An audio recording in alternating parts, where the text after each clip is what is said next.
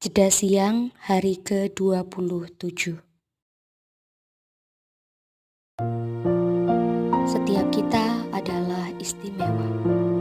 Tuhan berikan keistimewaan kepada kita, salah satunya melalui talenta. Dengan talenta, Tuhan mengajak kita untuk menjadi berkat, mengelola dan menjadikan talenta sebagai persembahan bagi Tuhan.